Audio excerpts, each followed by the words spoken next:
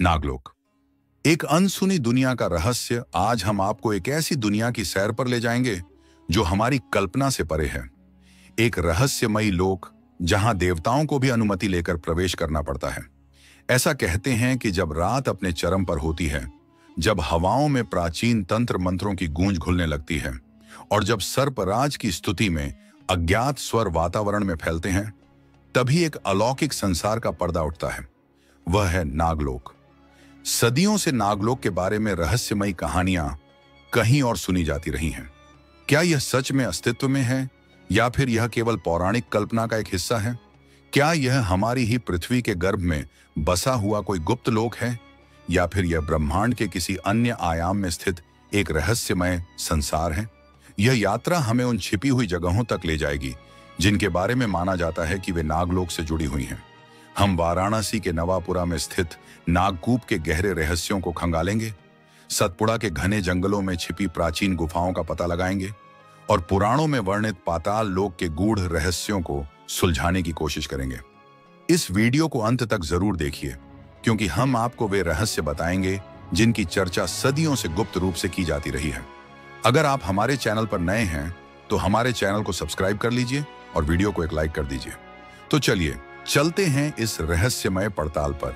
नागलोक की उत्पत्ति, कहां से आए ये रहस्यमय सर्प? सबसे पहले हम बात करेंगे नागलोक की उत्पत्ति की, यानी सृष्टि के आरंभ में नाग कहां से आए। हिंदू पौराणिक कथाओं के अनुसार प्रजापति महर्षि कश्यप की 13 पत्नियां थीं। इन पत्नियों में से एक थीं कद्रू, जिन्होंने नागवंश को जन्म दिया। कहते हैं कि ब्रह्मांड के प्रारंभ में जब धरती, आकाश और पाताल लोक की रचना हुई, तब नागों को एक विशेष स्थान दिया गया, नागलोक। यह स्थान केवल नागों का निवास स्थान ही नहीं बना, बल्कि गूढ़ रहस्यों, अमृता की खोज और असीम शक्ति का केंद्र भी बन गया। प्राचीन ग्रंथों में कहा गया है कि नागलोक पाताल लोक के 7 हिस्सों में से एक है, जिसे अन्य लोकों की तुलना में कहीं अधिक रहस्यमयी और खतरनाक माना जाता है। यहाँ का वातावरण इतना शांत और गहरा है कि इसे महसूस करने के लिए केवल वही आत्माएं सक्षम होती हैं जो स्वयं प्रकृति के साथ एकाकार हो चुकी हों। नागलोक का स्वरूप कैसा दिखता है? यह रहस्यमय संसार भागवत पुराण और महाभारत जैसे महाकाव्यों में नागलोक का विस्तृत उल्लेख मिलता है। इसे सोने और बहुमूल्य रत्नों से जड़ा हुआ एक भव्य साम्राज्य बताया गया है। यहाँ के भवन शुद्ध सोने से बने हुए हैं और उनकी दीवारों पर ऐसे दुर्लभ रत्न जड़े हुए हैं जो स्वयं प्रकाशित होते हैं। इन रत्नों की आभा से पूरा लोक जगमगाता रहता है, मानो किसी दिव्य प्रकाश से सुशोभित हो। यहाँ की गुफाएं और सुरंगें रहस्यमयी शक्तियों से भरी हुई हैं और इसका प्रवेश केवल उन्हीं को मिलता है जिन्हें इसकी गुप्त विद्याएं ज्ञात होती हैं। ऐसा भी कहा जाता है कि इन गुफाओं में ऐसे प्राचीन मंत्र और सिद्धियां छिपी हैं जो किसी भी साधक को अकल्पनीय शक्ति प्रदान कर सकती हैं। गरुड़ पुराण के अनुसार नागलोक के राजा वासुकी और अन्य प्रमुख नागों का यहाँ शासन है। ये लोक इतना विशाल और जटिल है कि इसे केवल साधारण दृष्टि से देखा नहीं जा सकता। इसकी संरचना इतनी जटिल है कि यह समय और स्थान की सामान्य अवधारणाओं से परे है। वाराणसी का नागकूप, क्या यही है नागलोक का द्वार? अब हम आपको भारत की सबसे प्राचीन नगरी वाराणसी में लिए चलते हैं, जिसे मोक्ष भूमि भी कहा जाता है। वाराणसी का एक मोहल्ला नवापुरा अपने अंदर एक अनोखा रहस्य समेटे हुए है। यहाँ स्थित नागकूप को लेकर मान्यता है कि यह एक सीधा मार्ग है जो पाताल लोक और संभवतः नागलोक तक जाता है। इस नागकूप को करकोटक नाग तीर्थ भी कहा जाता है, जो नागों के एक प्रमुख राजा करकोटक से संबंधित है। स्थानीय मान्यताओं के अनुसार यह कूप स्वयं नागों द्वारा निर्मित किया गया था ताकि वे पृथ्वी लोक और अपने लोक के बीच यात्रा कर सकें। यहाँ के निवासी बताते हैं कि पूर्णिमा की रात को, विशेषकर नाग पंचमी के दिन, इस कूप से एक अजीब सी गंध और हल्की फुफकार की आवाज सुनाई देती है, जो नागों की उपस्थिति का संकेत देती है। कई लोगों ने यहाँ अजीबो गरीब चमक और रहस्यमयी ध्वनियां सुनने का भी दावा किया है, जो इस स्थान के अलौकिक होने की पुष्टि करती हैं। क्या वाराणसी का यह नागकूप वास्तव में नागलोक का प्रवेश द्वार है? क्या यह हमें उस अनदेखी दुनिया तक ले जा सकता है जहां नागराज वास करते हैं? ये जानने के लिए हमें अभी और गहरे उतरना होगा, उन कहानियों और प्रमाणों की तलाश में जो इस रहस्य को सुलझा सकें।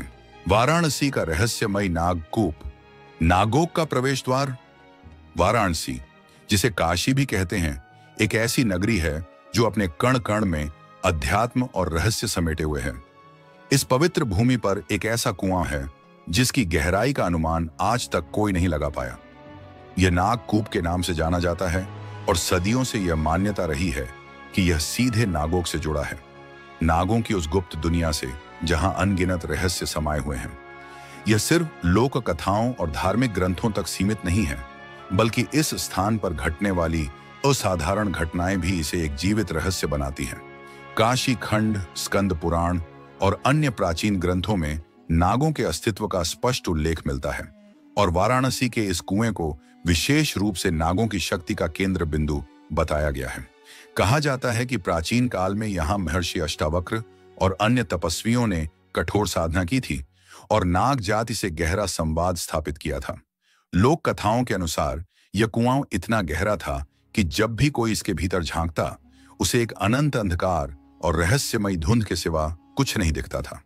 कई लोगों का मानना है कि इस कुएं से एक अजीबोगरीब ऊर्जा निकलती है और विशेष तिथियों पर यहाँ तांत्रिकों और सिद्ध साधकों की उपस्थिति देखी जाती है, जो इस ऊर्जा का अनुभव करने आते हैं। वाराणसी के कई स्थानीय लोग आज भी दावा करते हैं कि इस कुएं के आसपास अविश्वसनीय घटनाएं घटती रहती हैं, जैसे अचानक विशाल सांपों का प्रकट होना और फिर रहस्यमय ढंग से गायब हो जाना, मानो वे किसी और आयाम से आ जा रहे हों। यह भी कहा जाता है कि यहाँ सर्प देवताओं की पूजा करने से विशेष सिद्धियां प्राप्त होती हैं और कुछ लोग आज भी इसे नागोक का वास्तविक प्रवेश द्वार मानते हैं। वैज्ञानिक दृष्टिकोण से यह सिर्फ एक प्राचीन कुआं हो सकता है, लेकिन पुराणों और वाराणसी की गूढ़ आध्यात्मिकता को देखते हुए इसे सिर्फ एक साधारण कुआं कहना इसकी सदियों पुरानी कहानियों के साथ अन्याय होगा। वाराणसी स्वयं एक ऐसी नगरी है जिसे अनादिकाल से शिव और अन्य दिव्य शक्तियों का शाश्वत केंद्र माना गया है और ऐसे में नागकूप को लेकर फैली रहस्यमयी मान्यताएं और घटनाएं इसे और भी गूढ़ और अविश्वसनीय बना देती हैं। क्या यह वास्तव में नागोक का प्रवेश द्वार है या फिर यह केवल एक पौराणिक कथा है जिसे समय ने और गहरा बना दिया है? यह प्रश्न आज भी अनसुलझा है और शायद भविष्य में भी इसका रहस्य वैसा ही बना रहेगा जैसा हजारों वर्षों से चला आ रहा है। सतपुड़ा के जंगल, नागोक का दूसरा अज्ञात प्रवेश द्वार। अब हम आपको मध्य भारत के सतपुड़ा के घने जंगलों में लिए चलते हैं, जहां प्रकृति अपनी रहस्यमयी गोद में कई अज्ञात गुफाएं समेटे हुए हैं। इन गुफाओं के बारे में सदियों से रहस्य और भय की कहानियां प्रचलित हैं, जो हर यात्री के मन में एक अनकही जिज्ञासा जगा देती हैं। इन गुफाओं को लेकर आदिवासी जनजातियों में यह गहरी मान्यता है कि यहाँ ऐसी गुप्त सुरंगें हैं जो धरती के नीचे किसी गूढ़ और अज्ञात स्थान तक जाती हैं, शायद सीधे नागों की दुनिया तक। कुछ स्थानीय लोगों का दावा है कि इन गुफाओं में प्रवेश करने वाले कई लोग कभी लौट कर नहीं आए, जिससे यह स्थान और भी रहस्यमयी और डरावना बन जाता है। आदिवासी कथाओं में यह भी कहा जाता है कि यह गुफाएं केवल साधारण चट्टानों का समूह नहीं, बल्कि किसी प्राचीन और अलौकिक सभ्यता का हिस्सा है, जिनके रहस्य को समझ पाना मानवीय बुद्धि से परे है। कुछ कथाओं में तो यह तक बताया गया है कि इन गुफाओं के भीतर नागवंशी साधक या नागों के शक्तिशाली रक्षक रहते हैं, जो किसी भी बाहरी व्यक्ति को वहां प्रवेश नहीं करने देते। कहा जाता है कि जो कोई इन गुफाओं के भीतर जाने का प्रयास करता है, वह या तो अदृश्य शक्तियों द्वारा भटका दिया जाता है या फिर हमेशा के लिए रहस्यमय तरीके से गायब हो जाता है। गुफाओं का रहस्य ये एक ऐसी दुनिया है जहां हर कदम पर खतरा है। क्या आप जानते हैं कि एक ऐसी जगह भी है जहां कहते हैं जो अंदर जाता है वह या तो किसी अनजानी घटना का शिकार बन जाता है या फिर किसी अजीबोगरीब संसार में खो जाता है, जहां से वापसी मुमकिन नहीं। कई साहसी खोजकर्ताओं और शोधकर्ताओं ने इन गुफाओं के रहस्य को जानने की हिम्मत की, लेकिन उनमें से कुछ ही वापस लौट सके और जो लौटे उन्होंने वहां असाधारण ऊर्जा, रहस्यमयी परछाइयों और अजीबोगरीब ध्वनियों का सामना किया। वैज्ञानिक नजरिया भी इस बात पर कुछ रोशनी डालता है। सतपुड़ा की इन गुफाओं में प्राचीन मानव सभ्यता के गहरे निशान मिले हैं। इनमें हजारों साल पुराने शैलचित्र, अनोखी संरचनाएं और रहस्यमयी खुदाई के प्रमाण शामिल हैं। ऐसा लगता है जैसे किसी प्राचीन सभ्यता ने यहाँ अपने गहरे राज छिपाए हों। हालांकि इन सब के बावजूद ये सवाल आज भी बना हुआ है, क्या ये गुफाएं सिर्फ प्राचीन मानव सभ्यता की निशानी है, या फिर ये सचमुच नागलोक का प्रवेश द्वार है? क्या यहां अब भी कोई ऐसी गूढ़ शक्ति सक्रिय है जो इसे बाहरी दुनिया से छिपाए रखती है? सतपुड़ा के इन खामोश और रहस्यमयी जंगलों में अब भी ऐसे कई राज छिपे हुए हैं जिनका जवाब न विज्ञान दे सका है और न ही अध्यात्म। यह स्थान एक ऐसी अनसुलझी पहेली बना हुआ है जो जितनी गहरी होती जाती है उतनी ही अधिक जिज्ञासा और भय को जन्म देती है। मानो ये गुफाएं सदियों से किसी बड्ढे राज को अपने अंदर समेटे हों। आगे बढ़ने से पहले अगर आप ऐसे ही रहस्यमयी और रोमांचक कहानियों में रुचि रखते हैं तो हमारे चैनल को सब्सक्राइब कर लीजिए और इस वीडियो को लाइक कर दीजिए। आपका एक सब्सक्रिप्शन हमें और भी बेहतर कंटेंट लाने के लिए प्रेरित करता है, तो जल्दी से सब्सक्राइब करें और बेल आइकन दबाएं ताकि आपको हमारे हर नए वीडियो की नोटिफिकेशन सबसे पहले मिले। नागलोक और प्रमुख नाग, शक्तिशाली स्वामी। अब हम आपको लिए चलते हैं नागलोक के सबसे प्रमुख नाग की तरफ, वासुकी नाग। कौन है नागलोक का यह शक्तिशाली स्वामी? नागलोक केवल एक स्थान नहीं बल्कि यह एक विशाल साम्राज्य है जहां कई शक्तिशाली नागों का निवास है। इन प्रमुख नागों में से एक हैं वासुकी नाग, जिन्हें नागों के राजा के रूप में जाना जाता है। वासुकी का जन्म महर्षि कश्यप और उनकी पत्नी कद्रू से हुआ था। महर्षि कश्यप ने अपनी 13 पत्नियों में से एक कद्रू से नागों की उत्पत्ति की थी। वासुकी उन्हीं नागों में से एक थे, लेकिन वे केवल एक सामान्य नाग नहीं थे, वे नागों के सम्राट थे। वासुकी के भाई भीमक, तक्षक, कालिया और शेषनाग थे। वासुकी को भगवान शिव का प्रिय अनुयायी कहा जाता है और वे भगवान शिव के गले की शोभा बढ़ाते हैं। इसका अर्थ यह है कि वासुकी केवल एक साधारण नागराज नहीं थे, बल्कि एक दिव्य शक्ति के स्वामी थे जिनके पास ब्रह्मांड के कुछ गहरे रहस्यों की चाबियां थीं। कहा जाता है कि वासुकी नाग ही नागलोक के मुख्य शासक हैं और उनका प्रभाव पूरे पाताल लोक में फैला हुआ है। वासुकी का निवास नागलोक में बताया गया है। ये एक गुप्त और रहस्यमय लोक है जिसे पाताल लोक का एक भाग माना जाता है। वासुकी की राजधानी भोगवती नगरी थी, जो एक अद्भुत और चमत्कारी स्थान था। ग्रंथों में कहा गया है कि भोगवती नगरी सोने, चांदी और बहुमूल्य रत्नों से सजी हुई थी और वहां नागों की एक विशाल सेना मौजूद थी। ये एक ऐसा लोक है जहां का द्वार केवल उन्हीं के लिए खुलता है जो सर्प शक्ति और तांत्रिक रहस्यों को जानते हैं। मानो यह दुनिया किसी अनदेखी शक्ति द्वारा सुरक्षित हो। वासुकी, जो स्वयं भगवान शिव के गले की शोभा है, एक अमर और शक्तिशाली सत्ता है जिनकी पहुंच मानवीय कल्पना से परे है। वासुकी ब्रह्मांड को संतुलित करने वाला नाग। हिंदू पौराणिक कथाओं में वासुकी को एक ऐसे शक्तिशाली नाग के रूप में पूजा जाता है जिनकी श्वास से निकलने वाली ऊर्जा आज भी अंतरिक्ष में प्रवाहित होती है। वासुकी को ब्रह्मांड को संतुलित करने वाले नाग के रूप में भी जाना जाता है। समुद्र मंथन की कथा में उनकी भूमिका अत्यंत महत्वपूर्ण है। जब देवताओं और असुरों ने अमृत प्राप्त करने के लिए समुद्र मंथन का आयोजन किया तो मंदराचल पर्वत को स्थिर रखने के लिए एक मजबूत रस्सी की आवश्यकता पड़ी। इसी समय वासुकी नाग को मंथन की रस्सी के रूप में चुना गया। देवताओं ने उनके सिर को पकड़ा और असुरों ने उनकी पूंछ को। यह प्रक्रिया इतनी सरल नहीं थी। जब मंथन शुरू हुआ तो वासुकी की श्वास से भयंकर विष निकलने लगा। असुरों ने यह देखा और सोचा कि सिर पकड़ना अधिक फायदेमंद होगा, क्योंकि इससे वे अधिक शक्तिशाली हो सकते हैं। लेकिन जैसे ही वासुकी की श्वास से तीव्र विष निकला, असुर बेहोश होने लगे। यही विष बाद में कालकूट या हलाहल विष के रूप में प्रसिद्ध हुआ, जिसे स्वयं भगवान शिव ने अपने कंठ में धारण किया और वे नीलकंठ कहलाए। इस प्रकार वासुकी ने देवताओं और पूरे ब्रह्मांड के संतुलन को बनाए रखने में महत्वपूर्ण भूमिका निभाई। उनकी यह त्याग और शक्ति आज भी पूजनीय है।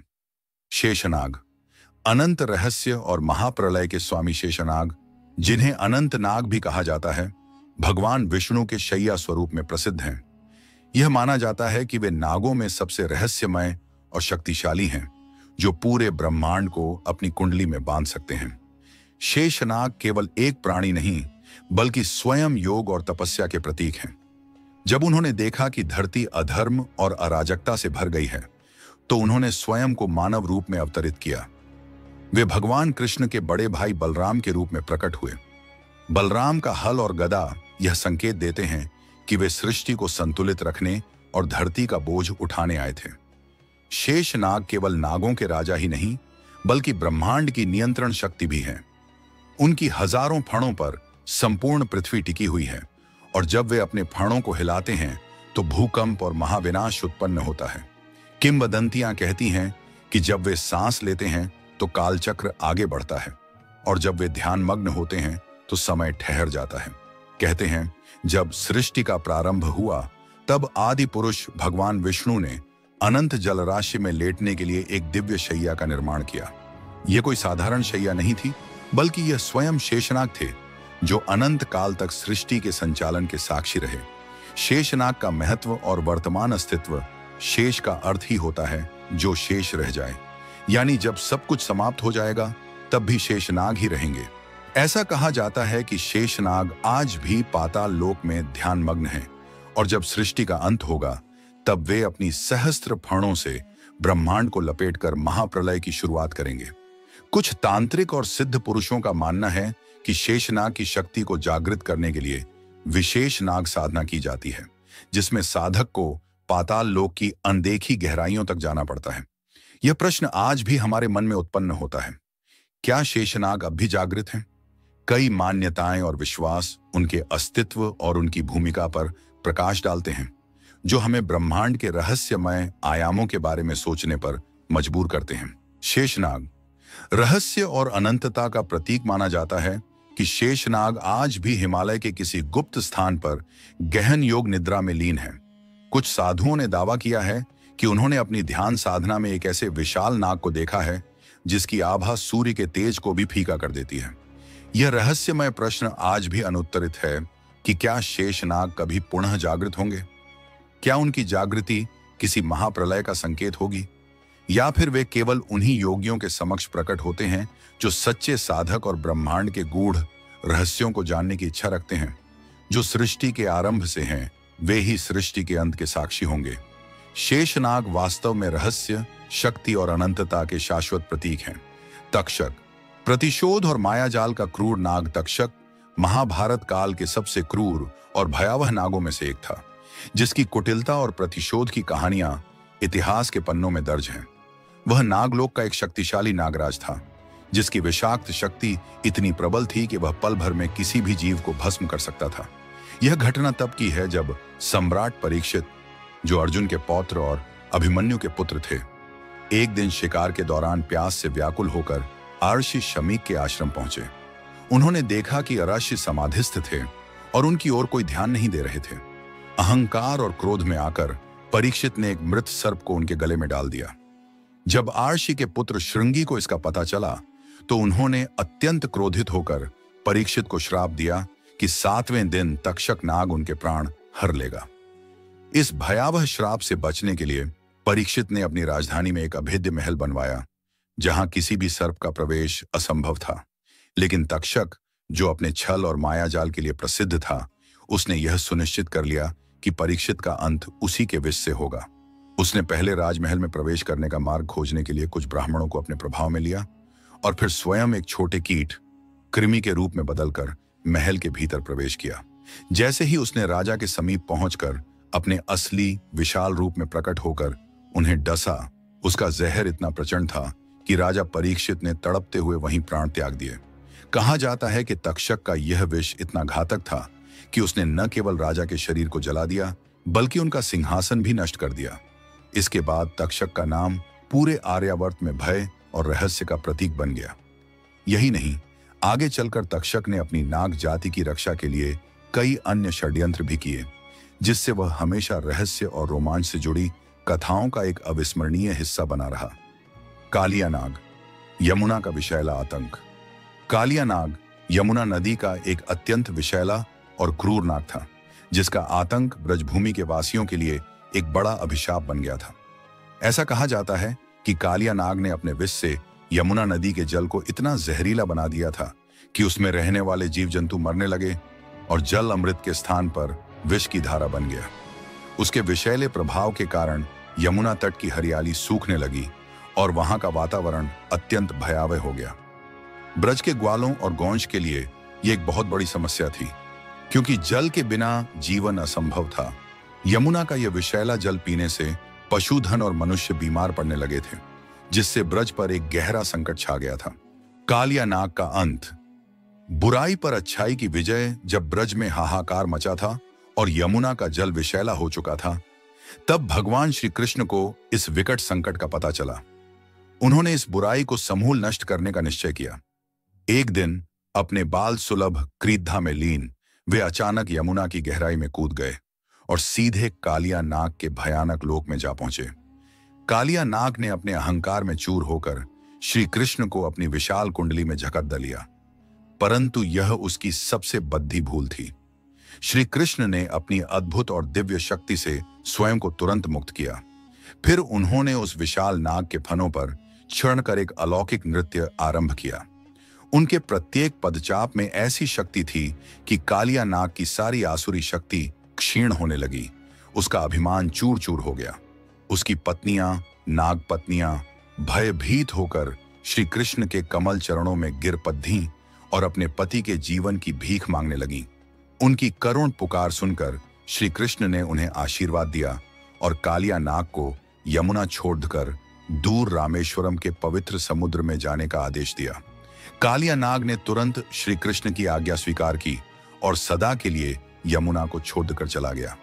इसके बाद यमुना का जल फिर से निर्मल और पवित्र हो गया और ब्रजवासियों का जीवन पुनः खुशियों से भर उठा।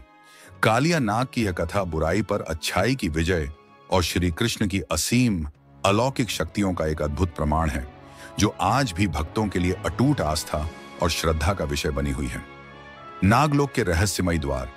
एक प्राचीन खोज आगे बढ़ने से पहले, यदि आप ऐसे ही रहस्यमयी और रोमांचक कथाओं में रुचि रखते हैं, तुरंत सब्सक्राइब कर लीजिए और इस वीडियो को एक लाइक अवश्य करें।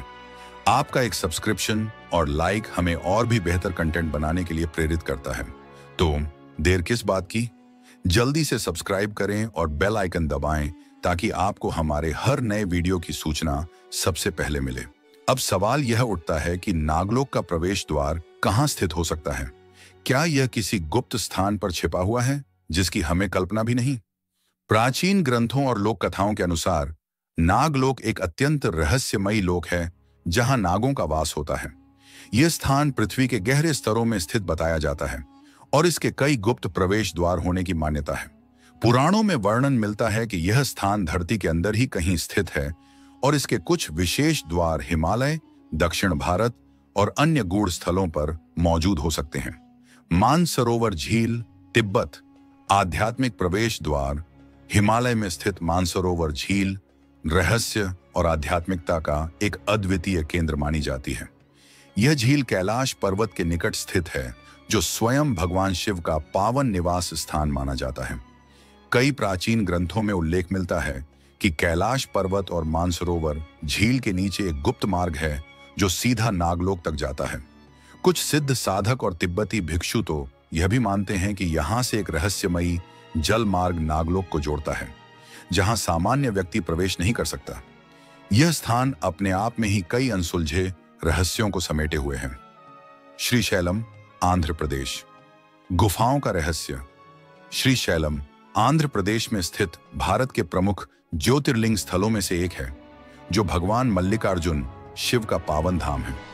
इस स्थान को भी नागलोक से जुड़ा माना जाता है, क्योंकि यहाँ एक रहस्यमयी गुफा स्थित है, जिसके बारे में कहा जाता है कि यह सीधे नागलोक तक जाती है। इस गुफा में कुछ विशेष साधक ही प्रवेश कर पाते हैं और यह आम पर्यटकों के लिए बंद रहती है। प्राचीन कथाओं के अनुसार इस क्षेत्र में कई बार नागों की अद्भुत और अलौकिक उपस्थिति देखी गई है, जिससे यह विश्वास और अधिक प्रबल होता है कि यहाँ नागलोक का द्वार हो सकता है। यह स्थान अपनी प्राकृतिक सुंदरता के साथ साथ अपने गूढ़ रहस्यों के लिए भी प्रसिद्ध है। कैलाश पर्वत नागलोक से जुड़ी ऐसा रहस्यमय बारे में जानना चाहेंगे जिसे समझ पाना आज भी इंसान के लिए असंभव है। ऐसा माना जाता है कि कोई भी इंसान आज तक इस पर्वत की चोटी तक नहीं पहुंच सका, लेकिन क्या यह पूरी सच्चाई है? नहीं, क्योंकि एक ऐसा तांत्रिक था जिसने न केवल कैलाश पर्वत पर चढ़ाई की, बल्कि वह पहला और अब तक का एकमात्र व्यक्ति बना जिसे इस दिव्य स्थान की ऊंचाइयों को छूने की अनुमति मिली। आज हम बात करेंगे तिब्बत के एक भयानक और रहस्यमयी तांत्रिक की, जिसने अपनी तंत्र शक्तियों से एक पूरे गांव को तबाह कर दिया, 80 से अधिक लोगों की जान ली फिर भी उसे कैलाश पर्वत की पवित्र ऊंचाइयों तक पहुंचने का वरदान मिला। आखिर ऐसा कैसे हुआ? और जब वह तांत्रिक कैलाश की छोटी से वापस लौटा तो उसने ऐसा कुछ बताया जिसे सुनकर तिब्बत की धरती कांप उठी। उसने जो अनुभव साझा किया उसने लोगों की सोच ही बदल दी। यहां तक कि उस खूंखार तांत्रिक को लोग ईश्वर का अवतार मानने लगे। यह कहानी है मिलारेपा की, एक ऐसा इंसान जो अंधकार से चलकर प्रकाश की ओर आया, जिसने काला जादू सीखा, जीवन में तबाही मचाई और फिर आत्मज्ञान के मार्ग पर चलते हुए महान संत बना। आज हम जानेंगे कि कैसे मिलारेपा बना एक खतरनाक तांत्रिक, कैसे उसने अपना जीवन बदला और कैलाश पर्वत पर आखिर उसने ऐसा क्या देखा जिसने उसका जीवन ही नहीं पूरे तिब्बत का विश्वास बदल डाला। 11वीं शताब्दी के उत्तरार्ध में तिब्बत के दक्षिणी भाग में एक छोटे से गांव में एक बालक का जन्म हुआ जिसका नाम था थोपन। बाद में यही बालक मिला रेपा नाम से प्रसिद्ध हुआ। उसका बचपन सुख, शांति और स्नेह से भरा था। वह अपने माता पिता का इकलौता पुत्र था और उसकी एक छोटी बहन भी थी। पारिवारिक जीवन खुशियों से भरा हुआ था, लेकिन जैसा कि कहा जाता है, समय कभी स्थिर नहीं रहता, और यही हुआ। जब मिलारेपा मात्र 7 वर्ष का था, तभी उसके पिता की अचानक मृत्यु हो गई।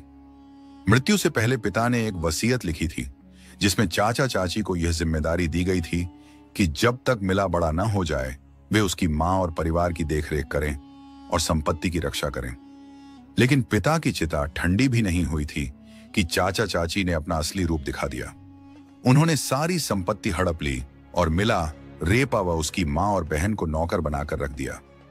जिस घर में कभी खुशियां थीं, वहीं अब आंसुओं और अपमान का राज था। मिलारेपा की मां ने अपने बेटे से वादा किया, एक दिन वो इन अत्याचारों का बदला जरूर लेगी। और यही बना तंत्र की ओर उसके जीवन का पहला कदम। कभी जिन रिश्तों में अपनापन था, अब वही रिश्ते उनके लिए एक कैद खाना बन चुके थे। जिनकी जिंदगी कभी सम्मान से भरी थी, अब वे अपमान और दरिद्रता के अंधेरे में डूब चुके थे। मिलारेपा की मां, जो कभी गांव में एक प्रतिष्ठित महिला मानी जाती थीं, आज अपमान और पीड़ा का जीवन जीने को मजबूर थीं। समाज की चुप्पी उन्हें अंदर तक तोड़ चुकी थी। उन्होंने अपनी छिनी हुई संपत्ति को बार बार पाने की कोशिश की, लेकिन हर प्रयास असफल रहा। गांव के लोगों ने अन्याय देखा, पर किसी ने आवाज नहीं उठाई। एक दिन टूटी हुई उम्मीदों के बीच उन्होंने कठोर निर्णय लिया। उन्होंने अपने बेटे मिलारेपा से कहा, शायद हम अपना सब कुछ वापस न ला पाएं, लेकिन जो हमें तबाह कर गए, उन्हें हम भी चैन से जीने नहीं देंगे। बदला जरूर लेंगे। ये शब्द मिलारेपा के जीवन की दिशा बदलने वाले थे। बदले की आग उनके हृदय में जल उठी थी। मां की आंखों में जो जलता हुआ अपमान देखा, वही उनके मार्गदर्शक बन गया। मिलारेपा ने ठान लिया कि वह तांत्रिक विद्या सीखेगा, एक ऐसी विद्या जो दुश्मनों को बिना सामने आए मिटा दे। इस तलाश में वह पहुंचे अपने अंतिम गुरु के पास, युंग, एक ऐसा भयावह तांत्रिक जिनकी सिद्धियां लोक और परलोक दोनों में विख्यात थीं। गुरु युंग के साए में मिलारेपा ने मृत्यु और विनाश के रहस्यों को सीखा। उनका लक्ष्य अब स्पष्ट था, बदला। उन्होंने ऐसे मंत्रों को सिद्ध किया जिससे वह प्रकृति को अपने आदेशों पर चला सकें। विशेष रूप से ओलावृष्टि का आह्वान करने की शक्ति उन्होंने प्राप्त की। सबसे पहला प्रयोग उन्होंने अपने चाचा और चाची के गांव पर किया। एक दिन आकाश से भारी ओले बरसने लगे, खेत खलिहान तबाह हो गए और गांव वालों पर आतंक छा गया। लोग समझ चुके थे, यह कोई सामान्य आपदा नहीं, यह तांत्रिक प्रकोप है। यह था मिलारेपा का पहला बदला। लेकिन यह अंत नहीं था। वह दिन आया जब चाचा के बेटे की शादी थी। पूरा गांव सज धज कर एकत्र हुआ था। मिलारेपा ने इस समारोह को अपने बदले की आखिरी परीक्षा बनाया। जैसे ही विवाह रस्में शुरू हुईं, अचानक वहां जहरीले सांप, विषैले कीड़े और मकड़ियां प्रकट होने लगे। घबराहट और भगदड़ मच गई। तभी एक भीषण हादसा हुआ। घर की छत गिर पड़ी। करीब 80 लोगों की मृत्यु हो गई। मिलारेपा का बदला पूरा हुआ। गांव में उनकी मां ने गर्व से घोषणा की, मेरा बेटा अब निर्भय है, उसने अन्याय का जवाब दे दिया। लेकिन मिलारेपा के मन में अब शांति नहीं थी। वह विचारों के बवंडर में फंसे थे। बदले की आग ने उन्हें वह सब छीन लिया था जो कभी उन्हें इंसान बनाता था। अब वह सोच रहे थे, क्या यह जीत थी या आत्मा की हार? मिलारेपा के भीतर अपराध बोध की आग जल उठी थी। जिन मासूमों ने कभी उनका कुछ नहीं बिगाड़ा, वे भी उस भयानक तांडव में मारे गए थे। जिस बदले से उन्हें आत्मिक शांति मिलनी थी, अब वही एक गहरा पश्चाताप बन चुका था। यहीं से शुरू हुआ उनका आत्म मंथन, आत्मशुद्धि का कठिन मार्ग। इसी समय उनकी भेंट हुई एक बौद्ध लामा से, जिन्होंने उन्हें सुझाव दिया कि वह महान गुरु मारपा की शरण में जाएं। गुरु मारपा केवल एक साधक नहीं, बल्कि भारत से ज्ञान की अमूल्य निधि लेकर आए हुए एक संत थे, जिन्होंने तिब्बत में बौद्ध धर्म की कई पवित्र शिक्षाओं का अनुवाद किया था। उनकी बुद्धिमत्ता और करुणा की ख्याति दूर दूर तक फैली थी।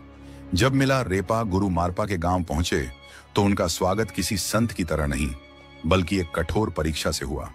गुरु मारपा जानते थे कि सच्चे ज्ञान की प्राप्ति केवल तप, त्याग और आत्मशुद्धि से ही संभव है।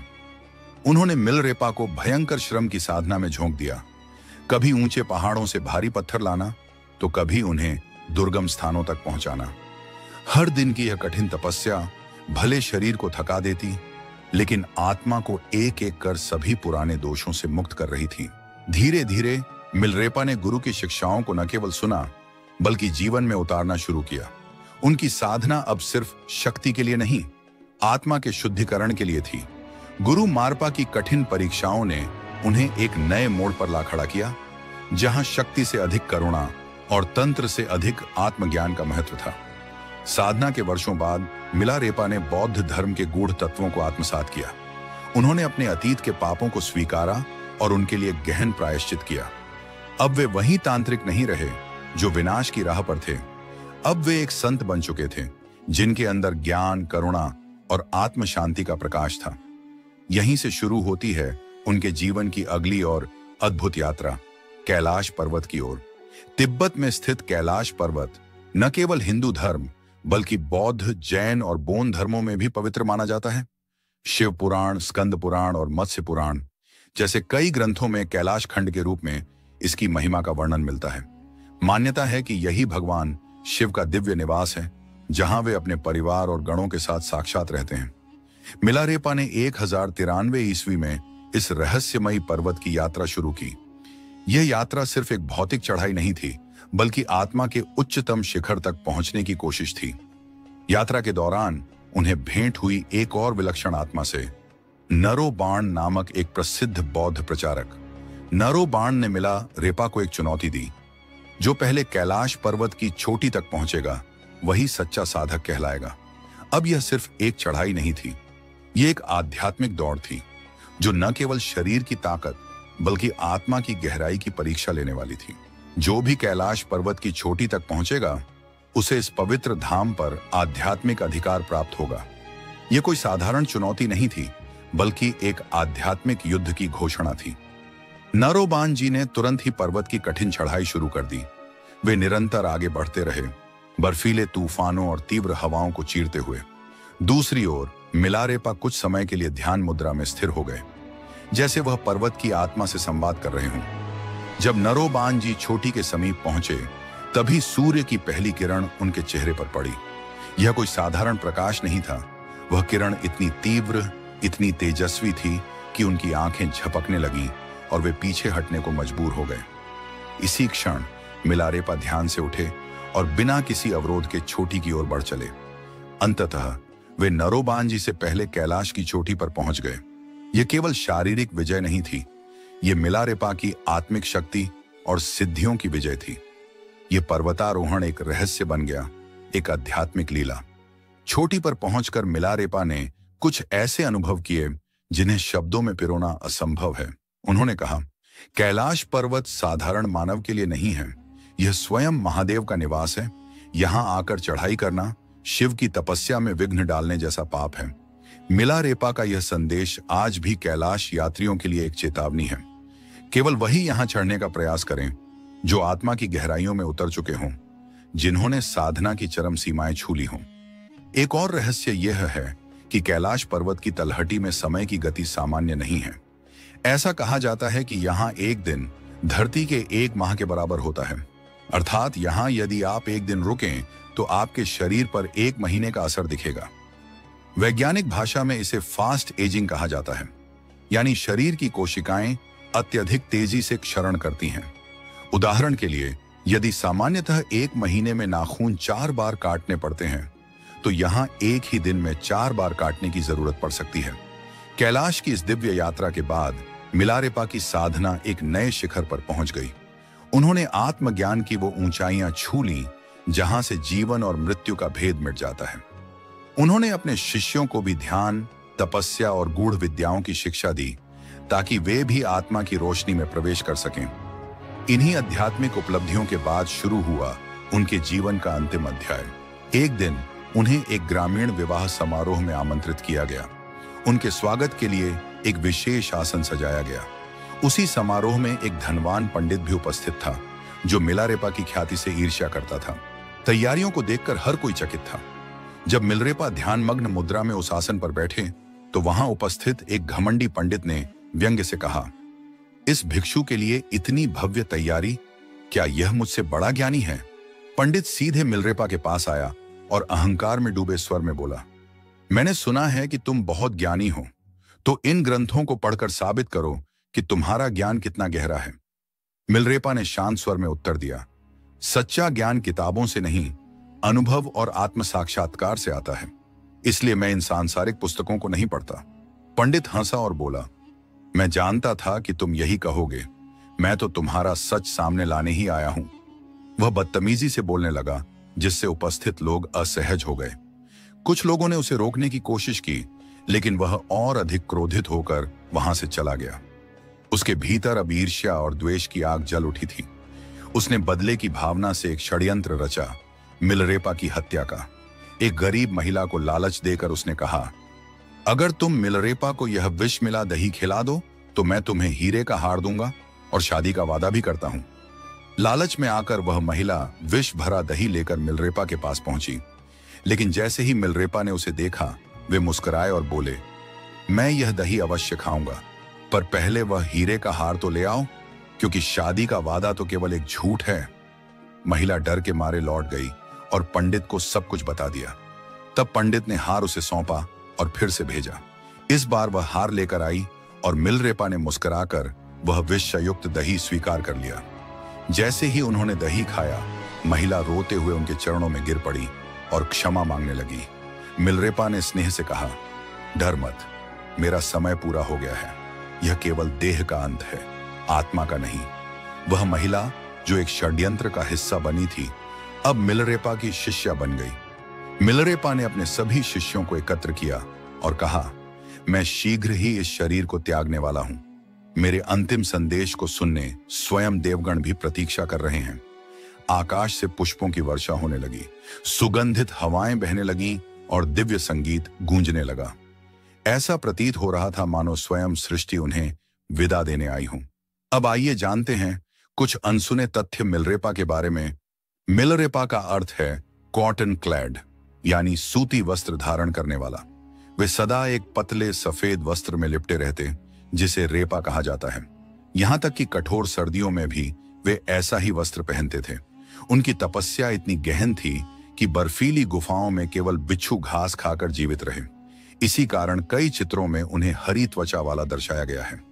मिलारेपा ने हिमालय की पवित्र चोटियों, झीलों और गुफाओं में साधना करते हुए 1 लाख से अधिक गीतों की रचना की थी।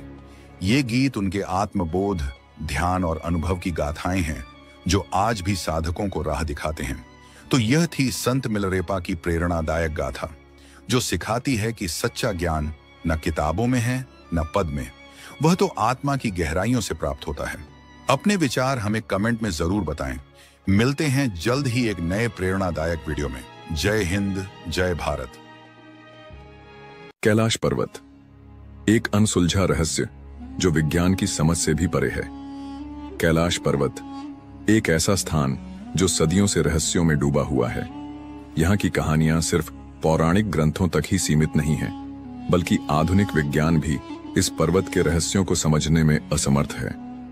साल 2001 में चीन सरकार ने कुछ ऐसा देखा जिसने उन्हें कैलाश पर्वत पर चढ़ाई करने पर सख्त प्रतिबंध लगाने के लिए मजबूर कर दिया। आखिर वह क्या रहस्य था जिसने चीन को इतना बड़ा कदम उठाने पर मजबूर कर दिया?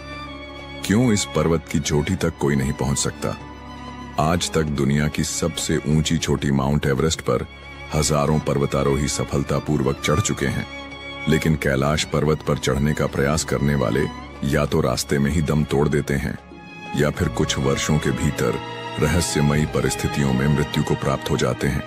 केवल एक व्यक्ति, एक रहस्यमयी साधु इस पर्वत की चोटी तक पहुंचा था, लेकिन उसने जो देखा उसे कभी किसी के साथ साझा नहीं किया।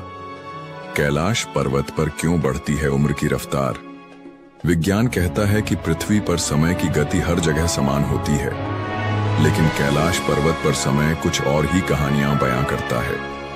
यहां आने वाले तीर्थयात्री दावा करते हैं कि कैलाश के आसपास समय की चाल असामान्य रूप से तेज हो जाती है।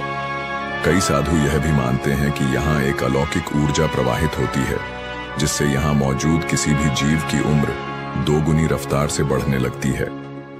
क्या यह किसी प्राचीन शक्ति का प्रभाव है या फिर कोई वैज्ञानिक रहस्य जिसे अभी तक दुनिया नहीं समझ पाई? क्या कैलाश पर्वत के नीचे छिपा है प्राचीन शंभाला नगर? तिब्बती बौद्ध ग्रंथों में वर्णन मिलता है कि कैलाश पर्वत के नीचे एक अदृश्य नगर बसा हुआ है, जिसे शंभाला कहा जाता है। यह कोई साधारण नगर नहीं, बल्कि एक दिव्य लोक माना जाता है, जहां केवल उच्च आत्मिक ऊर्जा वाले लोग ही प्रवेश कर सकते हैं। क्या सच में इस पर्वत के नीचे कोई ऐसी सभ्यता बसी हुई है जो आज भी दुनिया की नजरों से ओझल है? नासा की खोज, जिसने वैज्ञानिकों के होश उड़ा दिए। अमेरिकी अंतरिक्ष एजेंसी नासा ने जब कैलाश पर्वत की ऊंचाई और उसकी संरचना का अध्ययन किया, तो उन्हें कुछ ऐसा देखने को मिला जो किसी साधारण पर्वत में नहीं पाया जाता। सैटेलाइट इमेज में देखा गया कि कैलाश पर्वत एक विशालकाय पिरामिड के आकार का है और यह बिल्कुल सटीक दिशाओं में स्थित है, मानो इसे किसी ने बहुत सोच समझ कर बनाया हो। क्या यह कोई प्राकृतिक संरचना है या किसी प्राचीन सभ्यता द्वारा निर्मित एक दिव्य संरचना? जब चीन ने कैलाश पर्वत पर हेलीकॉप्टर भेजा, चीन ने कैलाश पर्वत के रहस्यों को समझने के लिए जब इस क्षेत्र में एक हेलीकॉप्टर भेजा, तो कुछ चौंकाने वाली घटनाएं घटीं। बताया जाता है कि जैसे ही हेलीकॉप्टर पर्वत के शिखर के करीब पहुंचा, उसके सभी नेविगेशन सिस्टम अचानक से फेल हो गए और हेलीकॉप्टर को आपातकालीन लैंडिंग करनी पड़ी। कुछ रिपोर्ट्स में यह भी दावा किया गया कि हेलीकॉप्टर के पायलट ने वहां एक अदृश्य ऊर्जा के प्रभाव को महसूस किया। कुबेर की नगरी और कैलाश का दिव्य प्रभाव। हिंदू मान्यताओं के अनुसार कैलाश पर्वत के पास धन के स्वामी कुबेर की नगरी स्थित है, जहां अपार संपत्ति और दिव्य खजाने छुपे हुए हैं।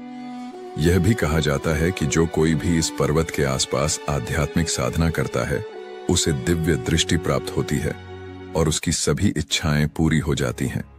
तो आखिर कैलाश पर्वत सिर्फ एक पहाड़ है या कोई रहस्यमयी शक्ति केंद्र? क्या यहाँ कोई प्राचीन सभ्यता मौजूद है या फिर यह कोई दैवीय संरचना है? इन सवालों के जवाब आज भी अनसुलझे हैं, लेकिन एक बात तो तय है, कैलाश सिर्फ एक पर्वत नहीं, बल्कि एक ऐसा रहस्य है जो हमारी समझ से कहीं परे है। कैलाश पर्वत आस्था, रहस्य और अद्भुत शक्तियों का केंद्र कहा जाता है कि जो व्यक्ति अपने जीवन में सत्कर्म और पुण्य अर्जित करता है, उसकी आत्मा को मृत्यु के उपरांत कैलाश पर्वत पर स्थान मिलता है। यही कारण है कि यह पर्वत न केवल धार्मिक आस्था का केंद्र है, बल्कि इसे दुनिया के सबसे अद्भुत और रहस्यमयी पर्वतों में भी गिना जाता है। समुद्र तल से 6,718 मीटर की ऊंचाई पर स्थित कैलाश पर्वत हिंदू, बौद्ध और जैन धर्म के अनुयायियों के लिए परम पवित्र स्थल है। धार्मिक मान्यताएं और आस्था का प्रतीक हिंदू धर्म में कैलाश पर्वत को भगवान शिव का दिव्य निवास माना जाता है, जहां वे माता पार्वती के साथ निवास करते हैं। मान्यता है कि यह वही स्थान है जहां शिव जी ने योग और ध्यान की अद्भुत साधनाएं की और कैलाश को सृष्टि के केंद्र का स्वरूप प्रदान किया। बौद्ध धर्म के अनुयायी मानते हैं कि परम आनंद के प्रतीक बुद्ध डेम चौक चक्र संवर इस पर्वत के अधिष्ठाता देव हैं। वहीं जैन धर्म में इसे अष्टापद पर्वत के नाम से जाना जाता है, जहां प्रथम तीर्थंकर भगवान ऋषभदेव ने निर्वाण प्राप्त किया था। इन मान्यताओं के कारण कैलाश पर्वत को सिर्फ एक पर्वत नहीं, बल्कि आध्यात्मिक ऊर्जा का केंद्र माना जाता है। क्या कैलाश पर्वत वास्तव में एक प्राचीन पिरामिड है? साल 1999 में रूस के एक प्रसिद्ध खोजकर्ता एर्नेस्ट मुल्दाशेव और उनकी टीम ने कैलाश पर्वत के रहस्यों को जानने के लिए एक रोमांचक यात्रा की। इस दल में भूवैज्ञानिक, भौतिकविद और इतिहासकार शामिल थे। उन्होंने कैलाश पर्वत के आसपास कई महीने बिताए और वहां की रहस्यमयी गतिविधियों का अध्ययन किया। मुल्दा शिफ ने अपनी किताब where do we come from में इस यात्रा के अनुभवों का उल्लेख किया, जिसमें उन्होंने दावा किया कि कैलाश पर्वत वास्तव में एक प्राचीन मानव निर्मित पिरामिड हो सकता है, जो हजारों साल पहले किसी उन्नत सभ्यता द्वारा बनाया गया था। उनके अनुसार यह पर्वत अनेक छोटे छोटे पिरामिडों से घिरा हुआ है और एक विशेष ऊर्जा केंद्र के रूप में कार्य करता है। कैलाश पर्वत के भीतर से आती अजीब आवाजें। इस शोध दल ने बताया कि जब वे रात के समय पर्वत के पास रुके तो उन्होंने महसूस किया कि पहाड़ के भीतर से एक अजीब तरह की फुसफुसाहट और पत्थरों के गिरने की आवाजें आ रही थीं। ऐसा प्रतीत होता था जैसे पर्वत के अंदर कोई छिपा हुआ संसार हो। एक रात जब मुल्दा शिफ और उनके साथी विश्राम कर रहे थे, उन्होंने स्पष्ट रूप से पत्थरों के खिसकने और किसी के चलने जैसी आवाजें सुनी। यह एक अविश्वसनीय अनुभव था जिसने उन्हें यह सोचने पर मजबूर कर दिया कि क्या कैलाश पर्वत वास्तव में किसी गुप्त शक्ति या अलौकिक जीवों का निवास स्थान है। समय की गति में विचित्र परिवर्तन। कैलाश पर्वत के आसपास समय भी अपनी गति बदल लेता है। यहाँ आने वाले कई यात्रियों ने पाया कि उनके बाल और नाखून असामान्य रूप से तेजी से बढ़ने लगते हैं। जहां आमतौर पर बाल और नाखून बढ़ने में हफ्तों का समय लगता है, वहीं कैलाश पर्वत के निकट मात्र 2 दिनों में ही बाल और नाखून काफी बड़े हो जाते हैं। वैज्ञानिकों का मानना है कि यह कैलाश क्षेत्र की विशेष चुंबकीय ऊर्जा के कारण हो सकता है, जो शरीर की कोशिकाओं की वृद्धि दर को बढ़ा देती है। लेकिन इस रहस्य का अब तक कोई ठोस वैज्ञानिक प्रमाण नहीं मिल पाया है। कैलाश पर्वत एक अनसुलझी पहेली। कैलाश पर्वत को लेकर कई कथाएं और दावे किए जाते हैं, लेकिन अब तक कोई भी वैज्ञानिक या खोजी दल इसके रहस्यों की गहराई तक नहीं पहुंच पाया है। यह स्थान सिर्फ एक पर्वत नहीं, बल्कि अध्यात्म, चमत्कार और अनसुलझे रहस्यों का अद्भुत संगम है। तो क्या कैलाश पर्वत वास्तव में भगवान शिव का निवास स्थान है? क्या यह कोई प्राचीन पिरामिड है, या फिर यहाँ कोई ऐसी अलौकिक शक्ति छिपी हुई है जिसे आज तक कोई नहीं समझ पाया? कैलाश पर्वत एक दिव्य रहस्य। जब आप कैलाश पर्वत के पवित्र क्षेत्र में प्रवेश करते हैं तो ऐसा महसूस होता है जैसे आसमान में कोई विमान उड़ रहा हो। लेकिन ध्यान से सुनने पर यह ध्वनि किसी साधारण गड़गड़ाहट जैसी नहीं लगती। यह ध्वनि कभी डमरू के नाद जैसी प्रतीत होती है, तो कभी AUM की पवित्र गूंज के समान। वैज्ञानिक इसे एक प्राकृतिक घटना मानते हैं और कहते हैं कि यह ध्वनि संभवतः बर्फ के पिघलने से उत्पन्न होती है। लेकिन क्या यह सिर्फ एक संयोग है, ध्वनि या दिव्य संकेत? वहां जाने वाले कई साधक और यात्री मानते हैं कि यह कोई साधारण प्राकृतिक ध्वनि नहीं, बल्कि एक दिव्य संकेत है। ऐसा कहा जाता है कि कैलाश पर्वत की अत्यंत शक्तिशाली ऊर्जा और उसकी आध्यात्मिक तरंगें इस ध्वनि को जन्म देती हैं। तिब्बती ग्रंथों में भी उल्लेख मिलता है कि इस पर्वत के आसपास एक अदृश्य कंपन रहता है, जो केवल साधना में लीन योगियों को अनुभव होता है। क्या यह केवल बर्फ के पिघलने की सामान्य ध्वनि है, या फिर AUM की अनाहत ध्वनि का एक चमत्कार? यह प्रश्न आज भी अनसुलझा है, और शायद यही कैलाश पर्वत के रहस्य को और भी गहराई से जोड़ता है। रात में चमकती अद्भुत रोशनियां, कैलाश पर्वत की रहस्यमयी घटनाएं केवल ध्वनियों तक सीमित नहीं हैं। कई यात्रियों ने दावा किया है कि उन्होंने रात के समय पर्वत के चारों ओर 7 अलग अलग रंगों की रहस्यमयी रोशनी देखी है। नासा के वैज्ञानिकों का मानना है कि कैलाश पर्वत के आसपास का शक्तिशाली चुंबकीय बल और वायुमंडलीय ऊर्जा मिलकर इस अद्भुत प्रकाश का निर्माण कर सकते हैं। लेकिन फिर भी यह प्रश्न बना रहता है, क्या यह केवल विज्ञान की व्याख्या के भीतर सीमित है, या फिर इस पवित्र पर्वत की दैवीय शक्तियों का कोई संकेत? हिम मानव, मिथक या वास्तविकता? क्या आपने हिम मानव या यति की कहानियां सुनी हैं? यह एक रहस्यमयी विशालकाय प्राणी है जिसे कैलाश पर्वत और हिमालय के दुर्गम क्षेत्रों में देखा गया है। वर्षों से इस क्षेत्र में रहने वाले लोग दावा करते हैं कि उन्होंने अपनी आंखों से इस विचित्र प्राणी को देखा है। लेकिन क्या यह एक विशाल भालू है, कोई अज्ञात जंगली मानव, या फिर किसी प्राचीन युग का अंतिम अवशेष? तिब्बती और नेपाली मान्यताओं के अनुसार यह हिम मानव कैलाश पर्वत के आसपास घूमता है और कभी कभी साधुओं और यात्रियों के दर्शन भी देता है। कुछ इसे एक भूरा भालू मानते हैं तो कुछ इसे एक विलुप्त होती जाति का अंतिम अस्तित्व कहते हैं। यहाँ तक कि कुछ कथाओं में इसे एक शक्तिशाली जीव बताया गया है जो दुर्गम इलाकों में रहकर साधकों और तपस्वियों की रक्षा करता है। वैज्ञानिक इस रहस्य को सुलझाने की कोशिश कर रहे हैं। कुछ शोधकर्ताओं का मानना है कि हिम मानव वास्तव में निएंडरथल मानव के अवशेष हो सकते हैं जो अब भी इन बर्फीले क्षेत्रों में जीवित हैं।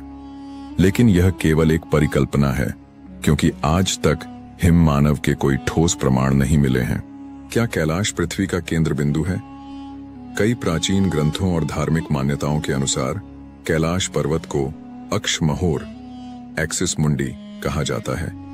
यह वह स्थान माना जाता है जहां स्वर्ग और पृथ्वी का मिलन होता है। हिंदू धर्म, बौद्ध धर्म, जैन धर्म और बोन परंपरा में कैलाश को सृष्टि का केंद्र बताया गया है। तिब्बती ग्रंथों में उल्लेख मिलता है कि कैलाश पर्वत के चारों दिशाओं में 4 रहस्यमयी नदियां निकलती हैं जो 4 अलग अलग दिशाओं में बहती हैं। यह तथ्य आधुनिक वैज्ञानिकों को भी चौंकाता है, क्योंकि विश्व के किसी अन्य स्थान पर ऐसा प्राकृतिक घटनाक्रम नहीं पाया जाता। कैलाश पर्वत न केवल एक तीर्थ स्थल है, बल्कि यह एक ऐसा स्थान भी है जो समय, भौतिकी और आध्यात्मिकता के रहस्यों को अपने अंदर समेटे हुए है। क्या यह केवल एक पौराणिक कथा है या फिर इस स्थान पर वास्तव में कोई दिव्य शक्ति कार्य कर रही है? यह रहस्य आज भी अनसुलझा है। आपका क्या मानना है? क्या कैलाश पर्वत की यह ध्वनि मात्र एक प्राकृतिक घटना है या फिर यह किसी दैवीय शक्ति का प्रमाण? क्या हिम मानव सच में मौजूद है या यह केवल कहानियों और किंवदंतियों का हिस्सा है? और क्या कैलाश पर्वत पृथ्वी का आध्यात्मिक केंद्र है? इसका उत्तर खोजने के लिए हमें विज्ञान और आध्यात्मिकता के बीच संतुलन बनाना होगा। लेकिन एक बात निश्चित है, कैलाश पर्वत का रहस्य आज भी उतना ही गहरा है जितना हजारों साल पहले था। कैलाश पर्वत का अद्भुत रहस्य, समय की गति और रहस्यमय झीलें। कैलाश पर्वत सदियों से रहस्य, आध्यात्म और चमत्कारों का केंद्र रहा है। यह केवल एक पर्वत नहीं, बल्कि एक ऐसा स्थान है जहां प्रकृति के नियम भी विचित्र ढंग से कार्य करते हैं। कहते हैं कि यहां समय की गति सामान्य नहीं रहती। जो कुछ हफ्तों में घटित होना चाहिए वह यहां चंद दिनों में ही पूरा हो जाता है। यही नहीं, यहां आने वाले कई यात्रियों ने यह अनुभव किया कि उनकी त्वचा समय से पहले ही बूढ़ी दिखने लगी। वैज्ञानिक भी इस पहेली को समझने में असमर्थ हैं। रूसी चिकित्सक डोनाल्ड अर्नेस्ट मुल्दाशिफ ने अपने संस्मरणों में एक आश्चर्यजनक घटना का उल्लेख किया है। उन्होंने बताया कि एक साइबेरियाई पर्वतारोही दल कैलाश पर्वत की चोटी तक पहुंचने के प्रयास में था, लेकिन जैसे ही वे एक विशेष बिंदु तक पहुंचे, कुछ ही क्षणों में उनकी उम्र असामान्य रूप से बढ़ने लगी। वे देखते ही देखते वृद्ध दिखने लगे।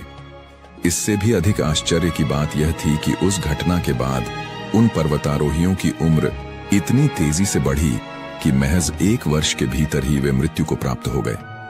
क्या यह कोई प्राकृतिक घटना थी या फिर कैलाश पर्वत पर कोई अदृश्य शक्ति कार्य कर रही थी? 2 झीलें, 2 विपरीत शक्तियां। कैलाश पर्वत के आधार पर स्थित 2 झीलें, मानसरोवर और राक्षस ताल, जो एक दूसरे के बेहद करीब हैं, लेकिन स्वभाव में पूरी तरह भिन्न हैं। ऐसा लगता है मानो ये झीलें प्रकृति के 2 अलग अलग पहलुओं का प्रतिनिधित्व करती हैं। एक सकारात्मक ऊर्जा का स्रोत तो दूसरी नकारात्मक शक्तियों का प्रतीक। मानसरोवर झील को दुनिया की सबसे ऊंची मीठे पानी की झील माना जाता है।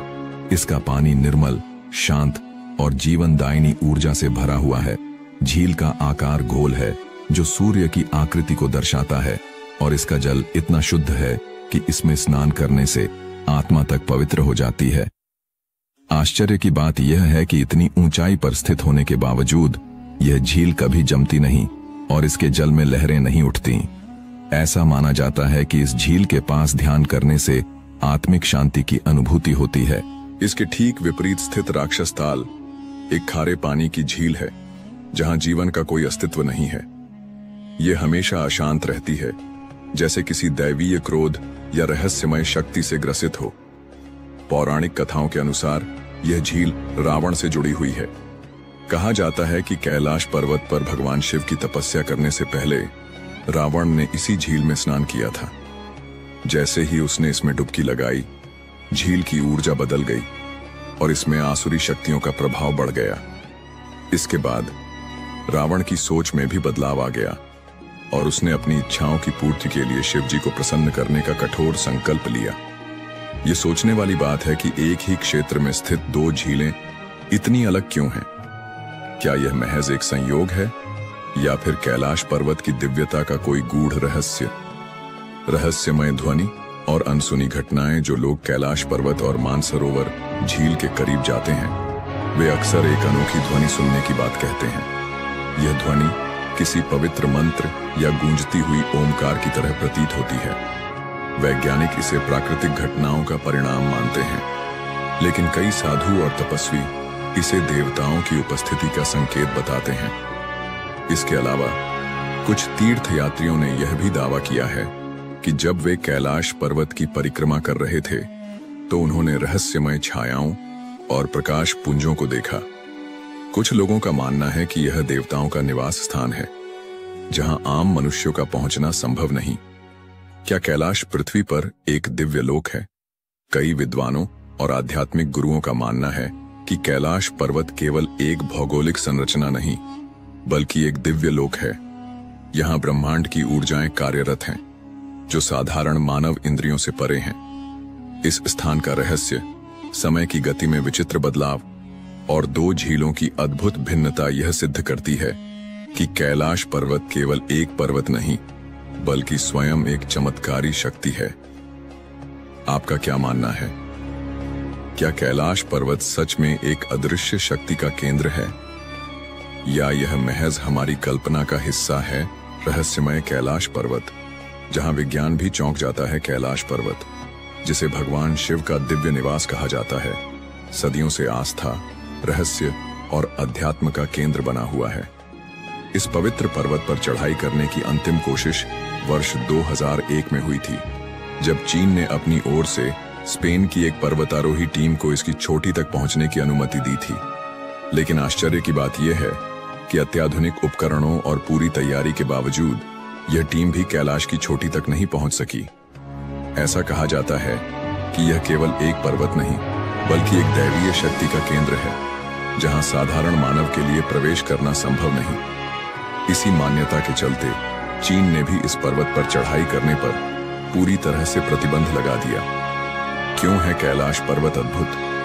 कैलाश हमें यह याद दिलाता है कि दुनिया में कुछ चीजें इंसानी दायरे से बाहर होती हैं। केवल भौतिक शक्ति से इस पर्वत को जीतना संभव नहीं, बल्कि यहाँ पहुंचने के लिए आध्यात्मिक ऊर्जा और परम चेतना की आवश्यकता होती है। शायद यही कारण है कि आज तक कोई भी इसकी चोटी पर पैर नहीं रख सका।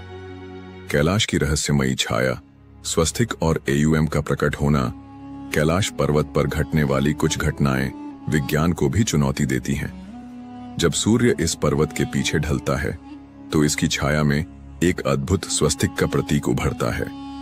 यह वही स्वस्तिक है जिसे हिंदू धर्म में शुभता और समृद्धि का प्रतीक माना जाता है। यह दृश्य ऐसा प्रतीत होता है जैसे भगवान शिव और सूर्यदेव के बीच कोई आध्यात्मिक संवाद स्थापित हो रहा हो। इसके अलावा जब कैलाश पर्वत पर बर्फ गिरती है तो उसकी संरचना से दक्षिण दिशा से देखने पर AUM, ओम का दिव्य चिन्ह उभरता है। यह वही AUM है जो ब्रह्मांड की आदिशक्ति और चेतना का प्रतीक माना जाता है।